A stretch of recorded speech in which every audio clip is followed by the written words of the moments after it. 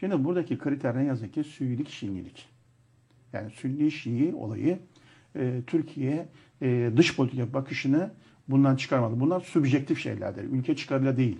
Şiiliğe, Sünniliğe bakarak yapıyor. Şimdi bakın biraz evvel bir harita gösterdim. Dedim ki buralar, şuralar, bakın şu mavi bölgeler ne bölgesiydi? Türkmen bölgesiydi.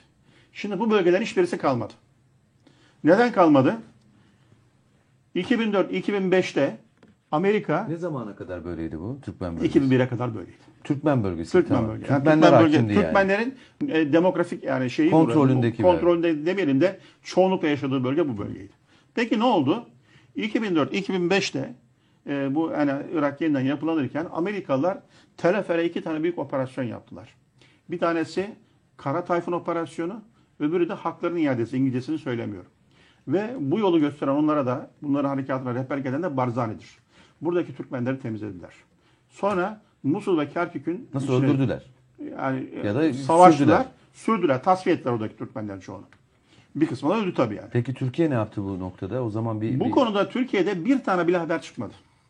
Yani o zamanlar Bağdat'ta bir Amerikan askeri öldüğü zaman hepimizin haberi oluyordu. Ama 2004-2005'te Tel-Efer basılırken buradaki bu yani Türkmen vatandaşlarımız tasfiye edilirken hiç kimsenin haberi olmadı. Haber bile yapılmadı.